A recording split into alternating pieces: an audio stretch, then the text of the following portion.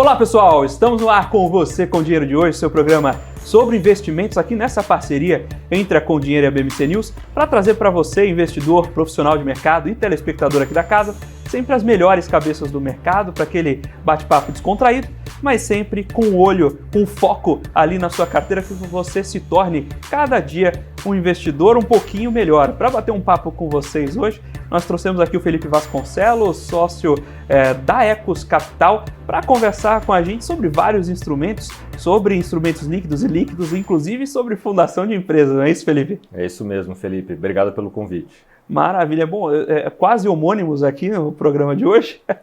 Ficou fácil. Tá, hoje a gente não vai... ninguém erra nome de ninguém aqui, né? Ninguém erra, com certeza. Maravilha. Felipe, eu queria começar perguntando para você sobre a Ecos é uma gestora razoavelmente nova. Sim. De onde veio e como foi a ideia, a concepção da Ecos Capital?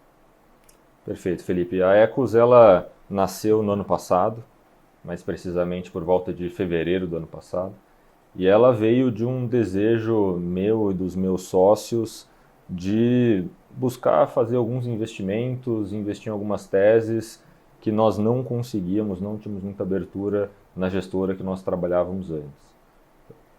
A Ecos, ela nasceu, portanto, com o mandato de buscar identificar quais são algumas das tendências inevitáveis de longo prazo, a gente gosta de brincar, o que vai acontecer sim ou com certeza no mundo, e tentar identificar quais são os fundos, as empresas, as teses de investimento que nós podemos criar para tirar proveito desse vento a favor.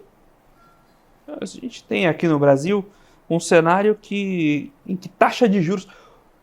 A dívida pública drena muito dos recursos de capital, drena muito da poupança interna.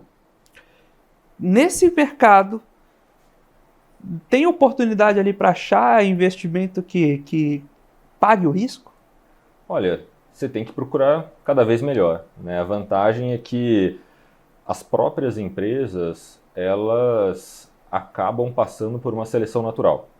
Então, os modelos de negócio que dependiam da certeza de uma rodada posterior, por exemplo, quando nós falamos de investimentos em startups, essas empresas elas já ficaram, algumas delas pelo caminho, e elas tiveram que racionalizar bastante o seu nível de preço, né? Agora, quando nós buscamos olhar além do hype do mercado, além do que é da moda, e começamos a cavocar um pouco mais nas oportunidades mais escondidas do mercado, aí sim é possível encontrar alguns tesouros. Dentre as frentes de investimentos na Ecos, você tem um fundo de Venture Capital. Correto. A gente está justamente falando sobre esse investimento, essa empresa que esperava sempre a próxima rodada. Às vezes o empreendedor não montava a empresa pensando em que ela dê lucro um dia. Ele esperava vender para alguém. Perfeito. A teoria de passar para o próximo. É isso. Então, você olhando, trazendo essa visão um pouco, que tem um pouco dessa modelagem de mercados líquidos, que não dá para pensar o investimento simplesmente como uma difusão de recursos. Venture Capital é sempre spray and pray? Ou existem outras formas de jogar esse jogo? Olha, essa é uma ótima pergunta. O spray and pray tem sido a tônica do mercado já há muito tempo, né? Você conta com a estatística a seu favor, você assume que 1/3 das empresas que você vai investir vão quebrar, 1/3 será um investimento ok, e você reza para 1/3 pagar o fundo como um todo, né? Quando nós falamos de Venture Capital no Brasil, especialmente no momento de taxas de juros mais altas e sem aquela segurança de que haverão rodadas subsequentes, você precisa ser muito mais seletivo. Para você ser muito mais seletivo, não dá para você imaginar que você vai fazer 10 investimentos por ano. Você não vai conseguir fazer uma diligência adequada dessas companhias também. Então, do ponto de vista de seleção dos investimentos, você obrigatoriamente tem que fazer uns 4 por ano no máximo, né? Para você ter o tempo realmente de avaliar se aquela empresa é um bom investimento, se ela não tem alguns passivos que aqui no Brasil são terríveis, né, que você está comprando sem saber e você vai descobrir quando eles explodem, quando alguma coisa dá errado. E, além disso, como o ecossistema de empreendedorismo no Brasil, ele também ainda não é tão maduro, apesar de todos os investimentos e as empresas que existem, faz muita diferença para o sucesso de uma empresa poder contar com um sócio estratégico, que já empreendeu, já construiu empresa, já foi conselheiro de empresa, já trabalhou em fundo, já trabalhou na economia real também, que pode ajudar essa companhia a superar os momentos mais turbulentos e fazer com que ela atinja realmente o seu potencial ótimo. Você comentou sobre a diligência, de acompanhar ali 4 empresas por vez. O que é um tamanho razoável? Até onde é um tamanho razoável de carteira em Venture Capital? Olha, vai muito de investidor para investidor. Nós, na Ecos, tomamos a decisão de investir entre 8 e 12 companhias. E muito focado em um único tema, tá? Que é um ponto super importante também. Se eu tiver uma empresa do agro, uma fintech, uma insurtech e uma empresa de consumo na minha carteira, poxa, eu preciso ser especialista em uma série de temas e eu não consigo extrair tanta sinergia dos investimentos que eu faço. Então, a primeira tendência inevitável de longo prazo que nós identificamos e tomamos a decisão de investir foi em inteligência artificial e internet das coisas. Eu sempre brinco, né? Nós fizemos isso lá em fevereiro do ano passado, não depois do ChatGPT. Agora parece que é fácil, até para o bem e para o mal, todo mundo conhece inteligência artificial e acredita que, tá todo mundo buscando o próximo ChatGPT. Acho que o que nós fazemos, e daí que a diligência é super importante, é o seguinte, poxa, tem aqui uma série de investidores olhando a superfície de um assunto, nós nos especializamos, então meus sócios, inclusive, eles desenvolvem algoritmos de inteligência artificial internamente, então eu consigo, na minha diligência, levantar o capô da companhia que eu estou analisando e diligenciar inclusive os algoritmos delas. Porque a brincadeira aqui do valuation é o seguinte, hoje em dia você escreve inteligência artificial em cada um dos seus slides e você dobra o seu valuation, né? Que nem blockchain alguns anos atrás. Agora, muitos deles usam simplesmente uma API do ChatGPT que não é por si só um diferencial competitivo. E aí que você tem que ser mais cuidadoso na hora de investir e dedicar realmente o tempo necessário para fazer uma boa seleção. Nós não conseguiríamos fazer isso com 40 investimentos. Admiro muito quem consegue, mas não é o nosso mandato. Cada investimento, vocês compram participações relevantes? Quando você vai para Venture Capital, você olha participações relevantes ou você prefere participações menores para evitar conflito com o empreendedor? Nós investimos principalmente nas rodadas Seed e Series A.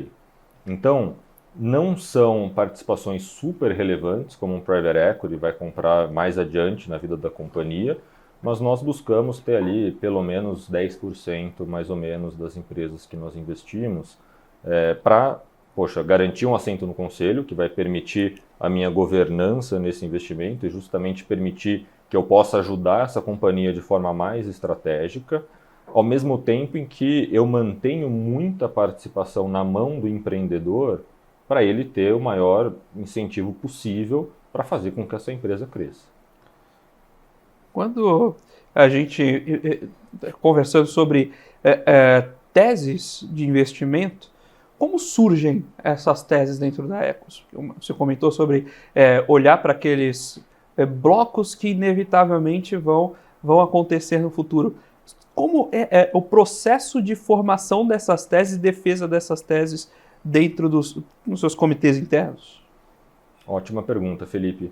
Esse é um processo que ele envolve bastante pesquisa, né? Tudo começa com uma hipótese. Acho que a vantagem da primeira tendência inevitável que nós identificamos em inteligência artificial, internet das coisas, é que 2 dos meus sócios já trabalhavam com isso antes.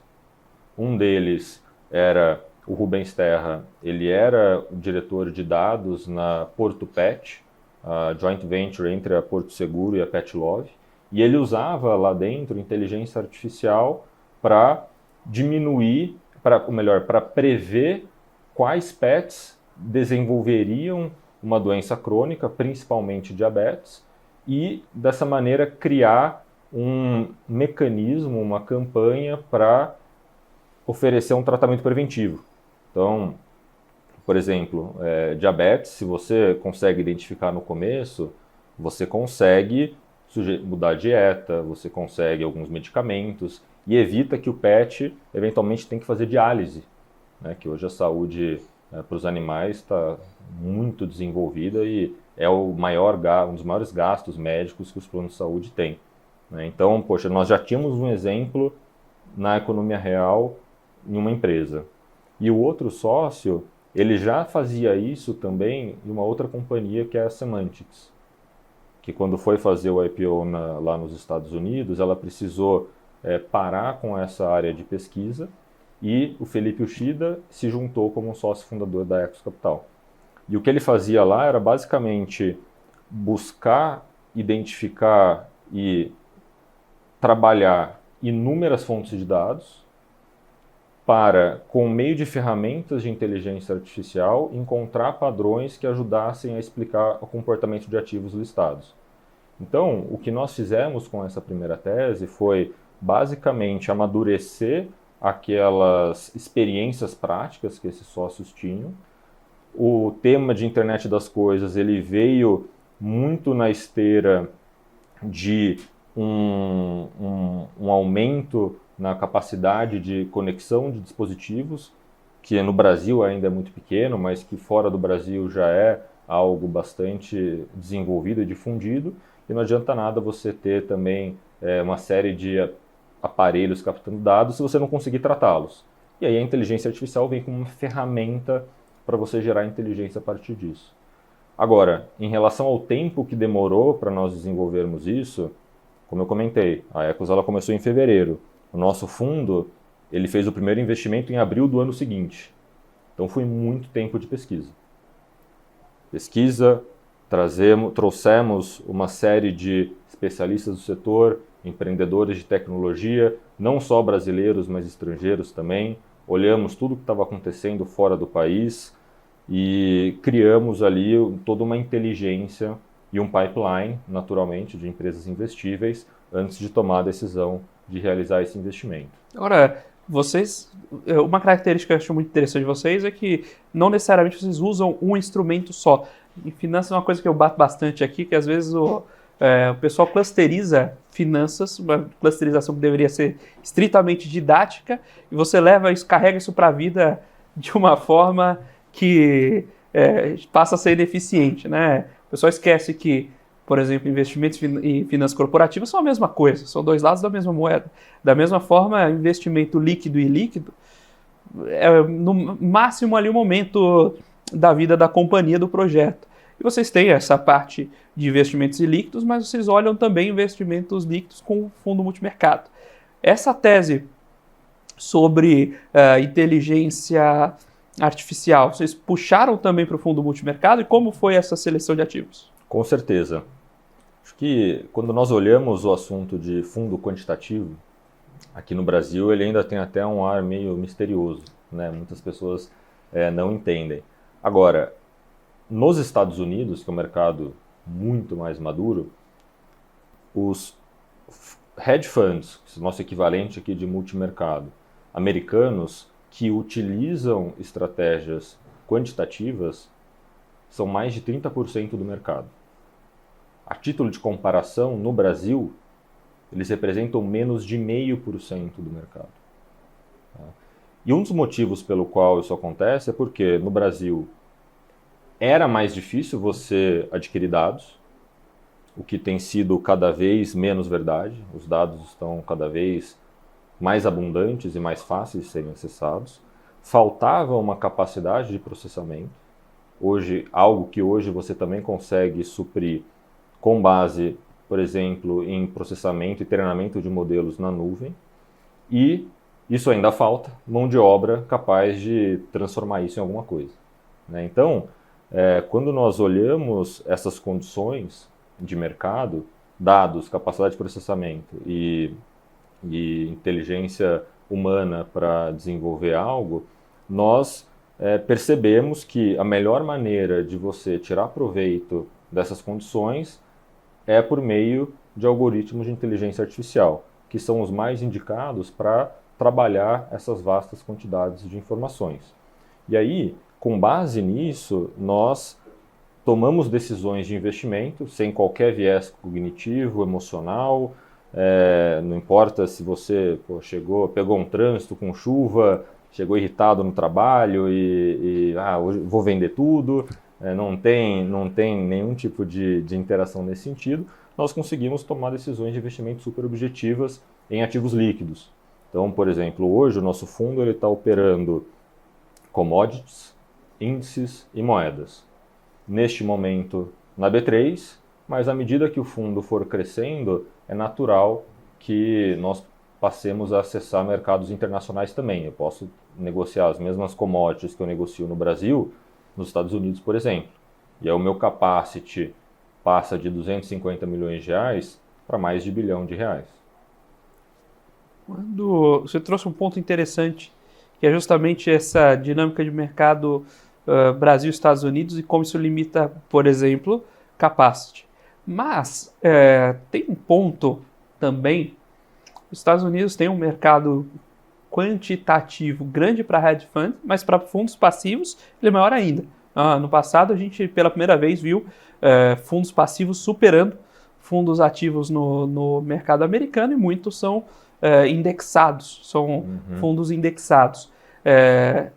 O fato de a gente ter uma liquidez menor, setores, a bolsa sendo definida por setores menor volume de setores, sendo menos diversificada, não atrapalha o processo de um fundo quantitativo na hora de absorver e recalibrar as assimetrias de mercado para gerar os seus alfas? Sem dúvida, a liquidez é um problema. Sem dúvida alguma, concordo com você.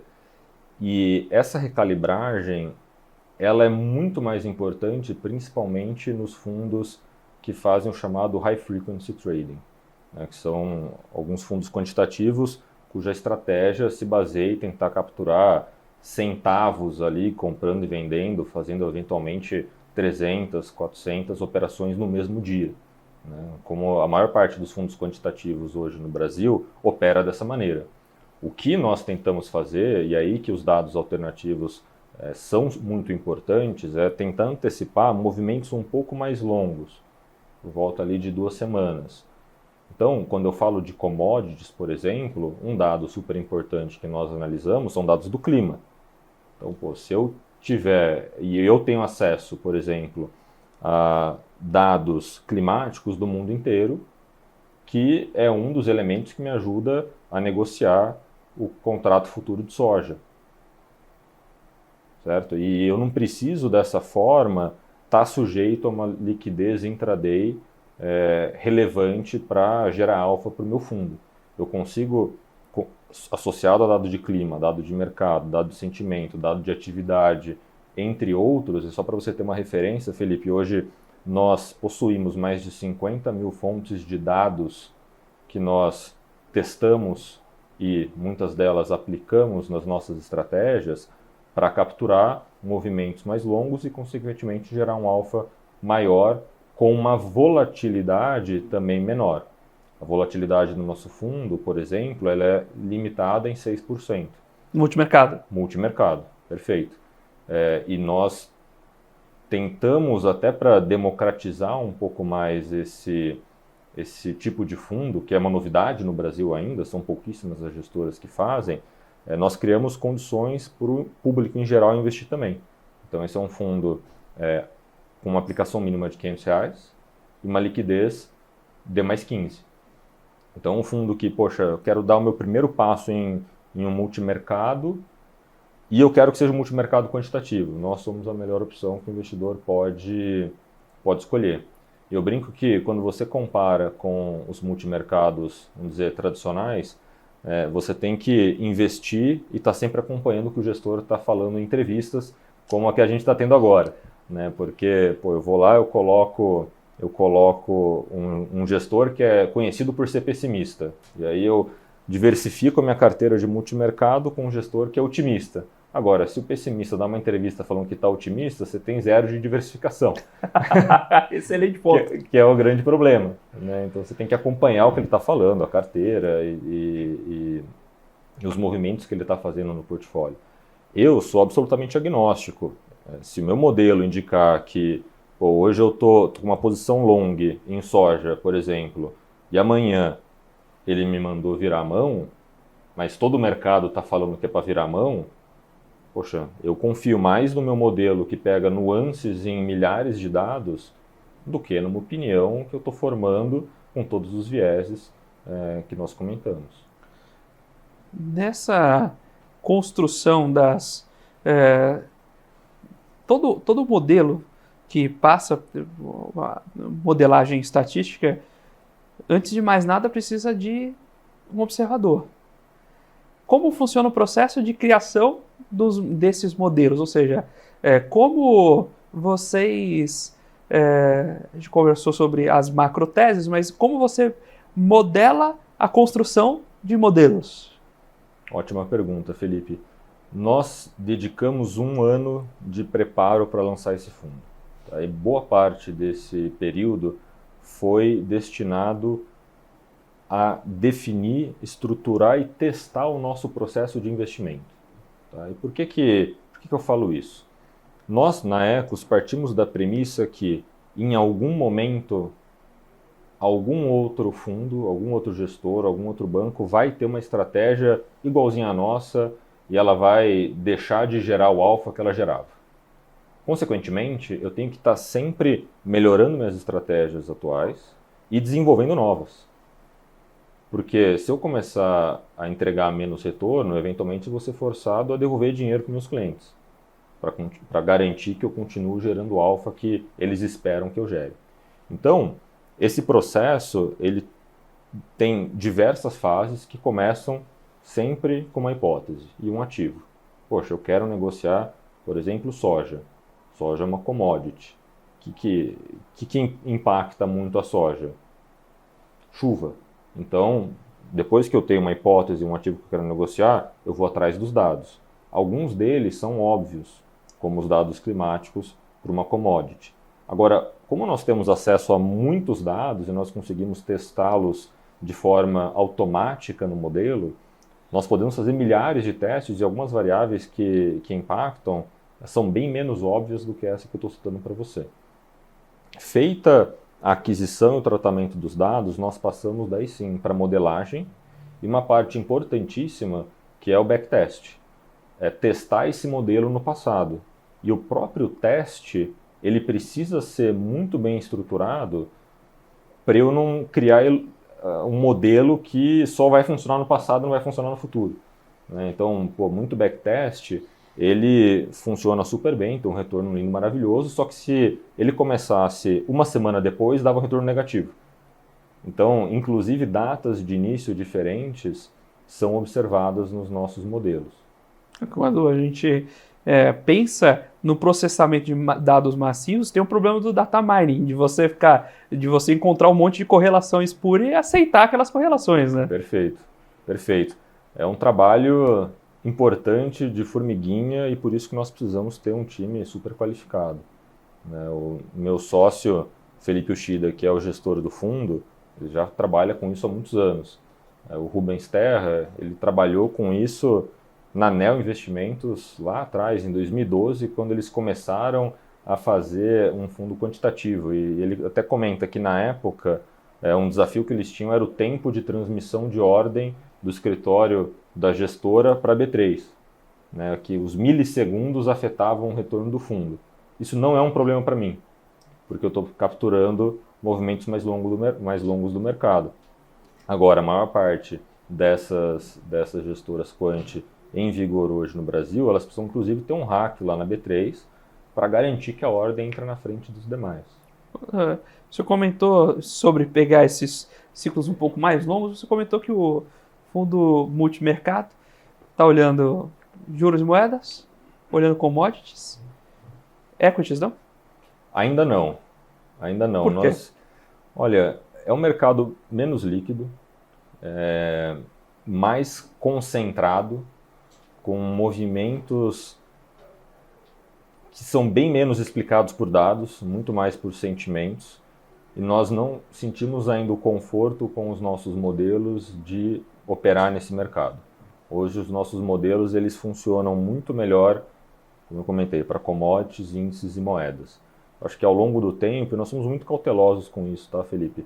Nós não colocamos em prática nenhum modelo que não atenda a alguns requisitos muito claros de retorno.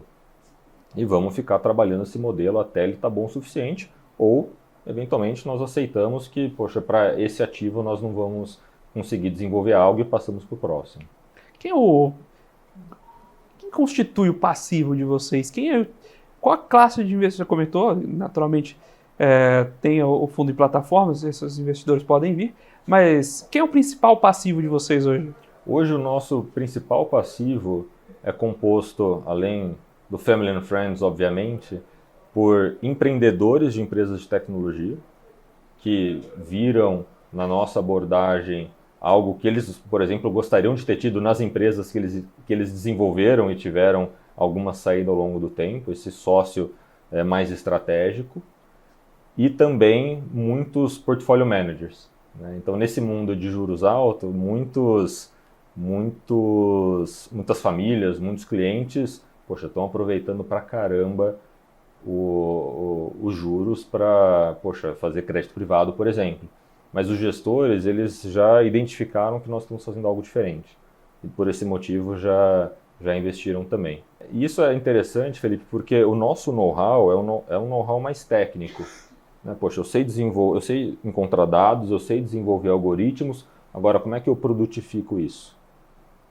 Foi uma conversa ali com eles e com uma série de outros entes do mercado que nos ajudaram a definir a liquidez, a volatilidade que os investidores topariam, o perfil, alguns itens relevantes do regulamento do fundo. Então, por exemplo, o fundo ele já nasceu até adequado para investidor institucional, de fundo de previdência, RPPS, já antecipando o movimento ali de outras casas e outros clientes no futuro. E você comentou de usar isso para crédito privado. Crédito privado é um ambiente bastante sujeito à modelagem, né? Vocês não pensaram em entrar em crédito privado também com essa abordagem? Olha, Felipe, acho que estamos apenas no começo. O fundo... Saindo daqui a gente abre o fundo, né?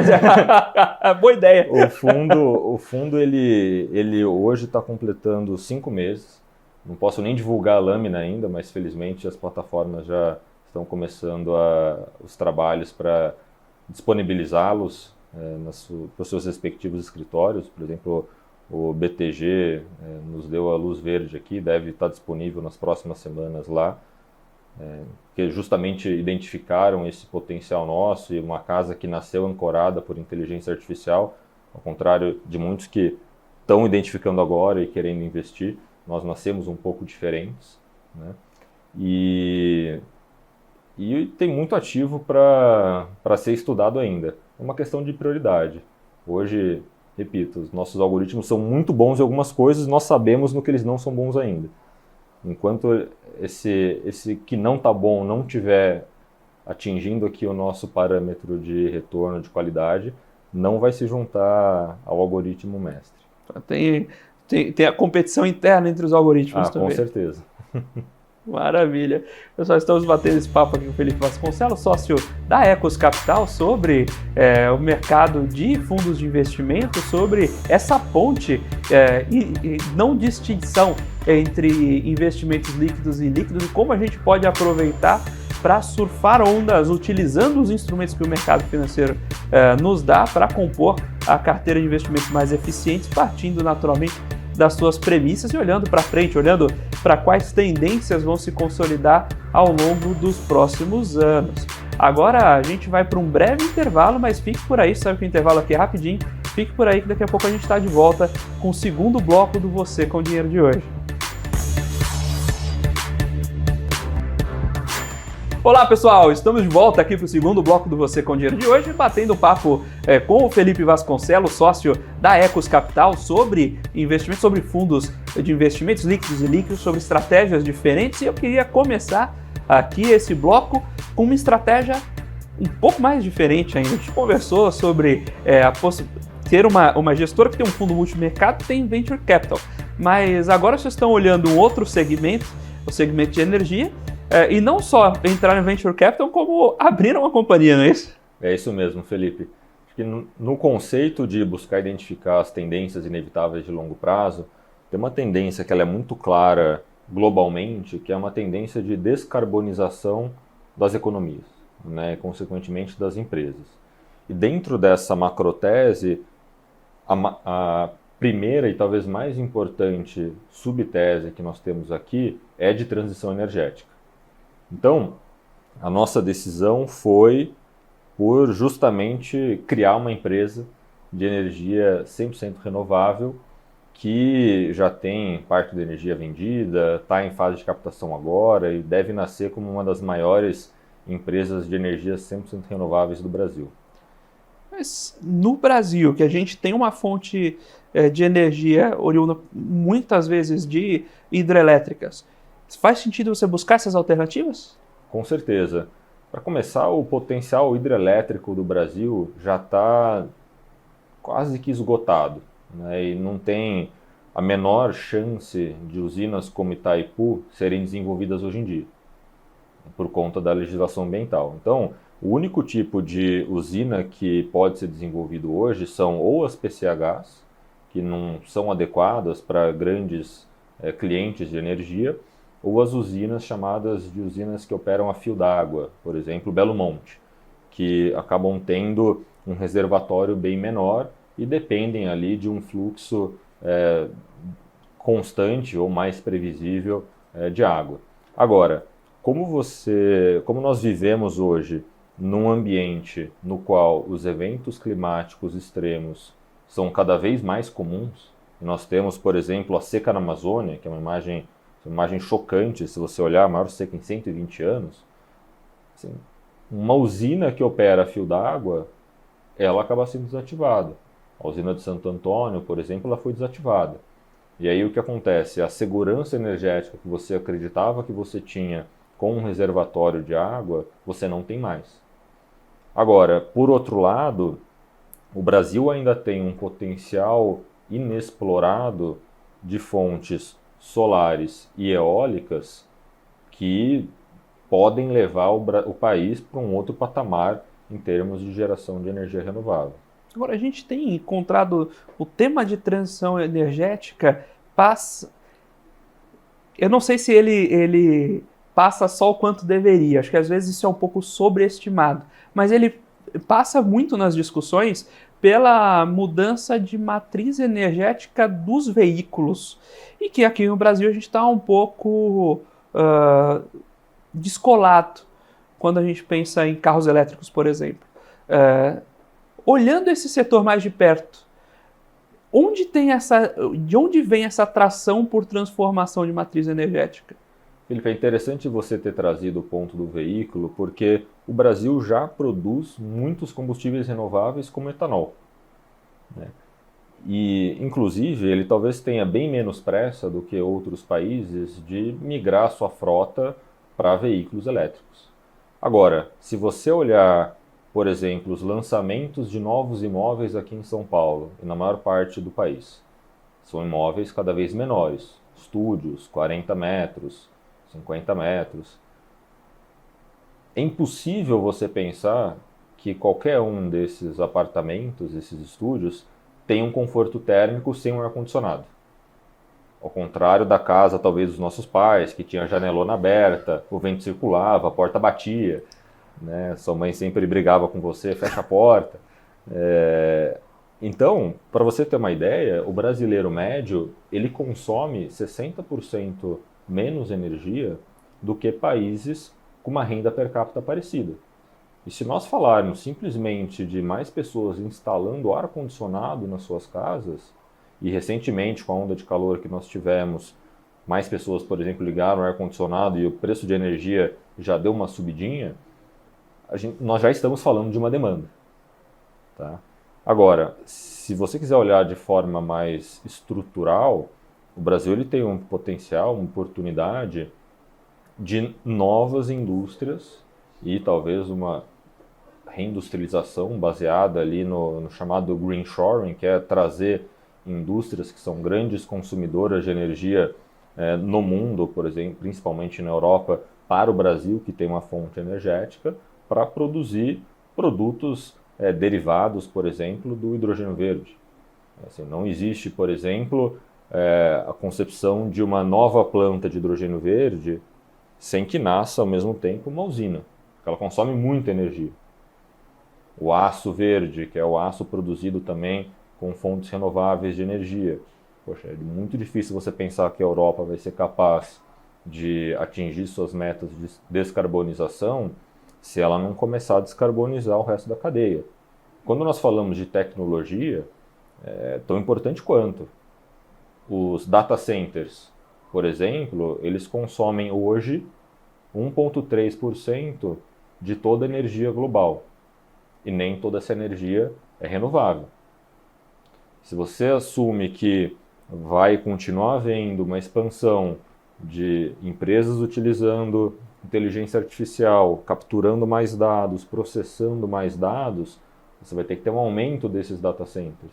Como é que você vai alimentar eles? Eles precisam ter uma temperatura super controlada para operar. Por isso que muitos são construídos na Islândia, por exemplo, né, que gasta menos com ar-condicionado. Agora, as empresas, elas em via geral, estão puxando ainda mais essas agendas. A Amazon, por exemplo, que é uma das grandes provedoras de computação na nuvem, o AWS, ela em 2021 utilizou 85% de toda a sua energia advinda de fontes renováveis.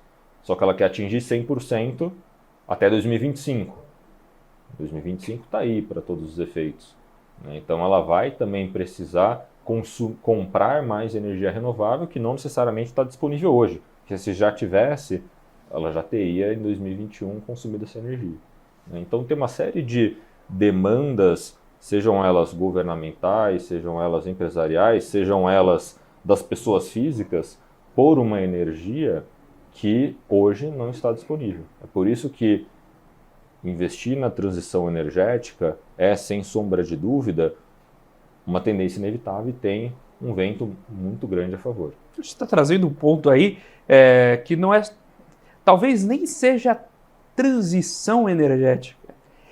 O próprio aumento do consumo de energia previsto precisa de uma nova fonte e essa fonte já vai ser renovável. Então você vai trocando o percentual, talvez extrapolando, né? O ponto não é o quanto de combustível fóssil que está sendo queimado nas operações de hoje. Talvez esse volume nominal até permanecesse, mas o aumento de consumo e levado para outras fontes vai tomando conta do percentual do total de consumo, né? E aí o ponto de ter novas fontes de energia renováveis é muito mais concentrado em absorver essa demanda que ainda não existe do que em trocar o que já está rodando. Sim e não, Felipe.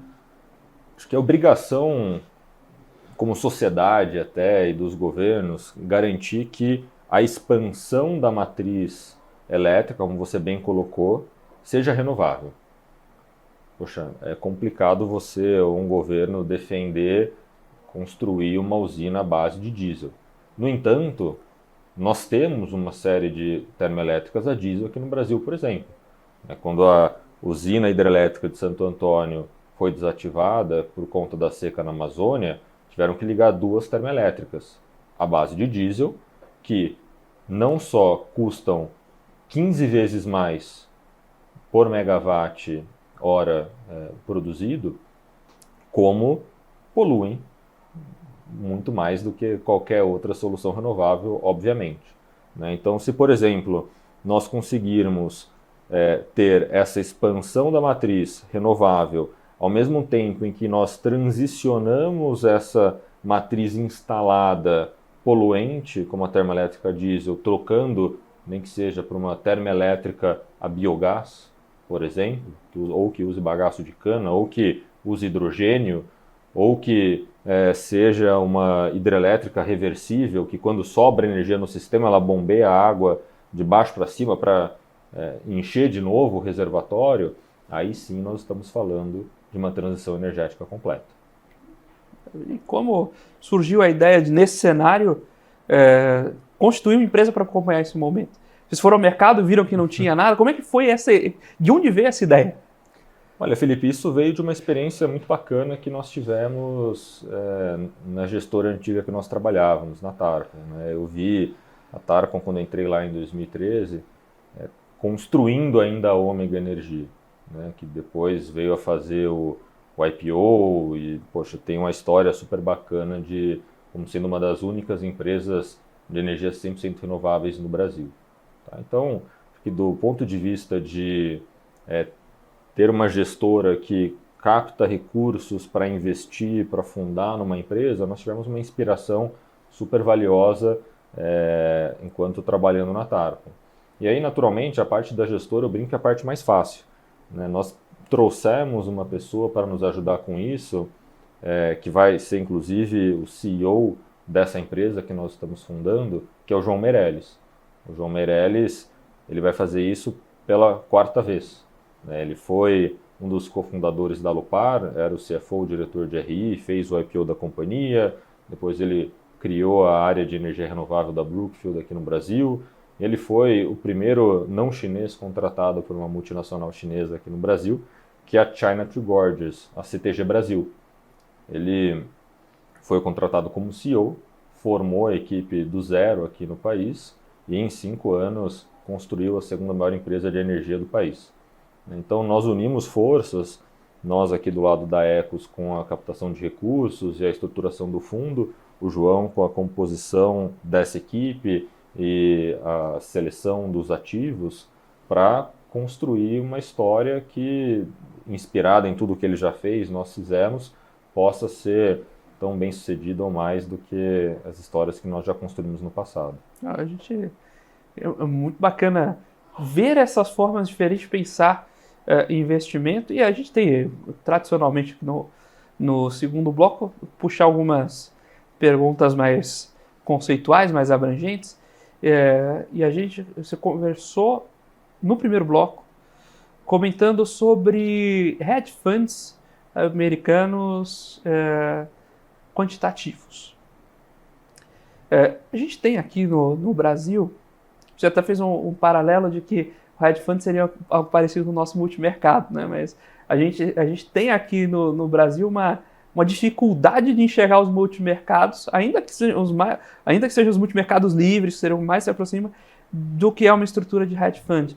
E uma dor que geralmente a gente tem é justamente o conceito de retorno absoluto, que a gente está acostumado a olhar um benchmark de renda fixa curto. Até porque esse benchmark de renda fixa curto rende bem, né? Esse é um baita problema. Dá para pensar em retorno absoluto no Brasil? Olha, essa é uma pergunta boa e difícil, Felipe. Que dependendo de quando você pergunta, a resposta é sim e não. Né? Quando o juros está baixo, fala assim, é possível, tranquilo. Agora o juros baixo veio para ficar. Aí quando o juros sobe, não, melhor mesmo é o CDI. Acho que a realidade que o investidor ele precisa pensar é muito na diversificação. Né? E essa diversificação não apenas no Brasil, mas fora também. Eu me lembro quando eu comecei a ter conversas com investidores, eu falava com family offices aqui no Brasil e eles tinham 10% do patrimônio fora do Brasil, 20% era um family office que tinha muito dinheiro fora do Brasil. Né? Hoje em dia, a maior parte dos family offices com quem eu falo tem metade do dinheiro pelo menos fora do Brasil. Muito nesse conceito também de retorno absoluto para os clientes. Né? Então eu acho que essa maneira de ver o mercado, ela está mais madura para clientes de alta renda, muito fruto do trabalho de diversificação e educação que os family offices brasileiros fizeram, mas ainda está dando os seus primeiros passos para o grande público investidor. Tá? Então, até quando você olha aqui os nossos fundos, poxa, um fundo de Venture Capital, o meu benchmark é IPCA mais 6. Querendo ou não, estou dando aqui uma referência de retorno absoluto. O meu fundo quantitativo, ele não tem o seu retorno atrelado ao CDI. muito embora tenha um benchmark CDI. Então ele vai aumentar o seu alfa à medida que o CDI cai, o que é muito bom para o investidor. Ele deixa ele cada vez mais atrativo quando o CDI está menor, mas como nós só operamos mercado futuro, meu dinheiro está todo em caixa aplicado em CDI e o modelo fica sugerindo operações que possam bater esse benchmark. Agora, o fundo de energia, ele é um fundo, bem dizer, de retorno absoluto por definição, né? Porque eu tenho aqui a TIR dos meus projetos individualmente, né? Projeto solar, projeto eólico, cada um tem algumas características particulares de retorno, mas eles, como tem um perfil de venda, contratos de longuíssimo prazo e um custo que eu consigo redear desde a largada e já vendo energia antes mesmo do projeto começar, eu ancoro o meu investidor numa perspectiva de retorno nominal, um retorno absoluto no final do dia. Agora, os multimercados, a maior parte deles acompanha muito de perto o CDI, seu benchmark. Então, acaba também ficando mais complicado se você olhar produtos individualmente, criar um conceito de retorno absoluto. Agora, se o cliente pensa na sua carteira de forma mais abrangente ou é assessorado por alguém que traz essa visão, e, de novo, tudo passa por educação, aí sim eu acho que nós temos um amadurecimento do mercado em torno do retorno absoluto. E ainda em amadurecimento de mercado, um dos pontos do hedge fund é justamente essa questão de retorno absoluto, mas é também essa busca conceitual em alfas, e daí o termo de hedge, né? Não é hedge porque ele é de baixo risco absoluto, ele é hedge porque ele é eventualmente descorrelacionado com o mercado. Você não está navegando o risco de mercado, você está operando nos gaps de preço. Dá para montar um hedge fund puro sangue no Brasil? Olha, tenho até dificuldade de responder essa pergunta, Felipe. Acho que em parte porque os custos para você operar aqui também são mais altos. Você precisa ter realmente uma escala muito grande para que esse custo se dilua na sua operação. Além disso, você tem menos opções de mecanismos financeiros para fazer isso. Eu acho que a maneira de você montar um hedge fund é por meio de uma carteira, selecionando talvez gestores especialistas em cada um dos temas. Por exemplo, o nosso fundo quantitativo, ele não se propõe a ser um hedge fund com retorno absoluto. Contudo, ele pode operar tanto long quanto short nos ativos. Pode mudar de ideia, assim, não sou eu que falo, são os dados que me sugerem. Posso estar long em soja hoje e amanhã eu estar short, por algum motivo. Então, é o cliente montar, acho que a solução passa realmente para o cliente selecionar, poxa, quem que é o melhor gestor de ações, quem que é o melhor gestor de crédito, quem que é o melhor gestor de qualquer que seja o outro ativo que ele gostaria de ter na carteira e criar a sua diversificação adequada ao seu perfil de risco. Ter um fundo que é o santo grau aqui do hedge fund, eu acho bastante complicado. Isso aí também vai dificultar, porque o próprio cliente, ainda que ele monte essa estratégia, subdiversifique, né? Sim. Você vai travar. Aí se você fala, poxa, indo lá pros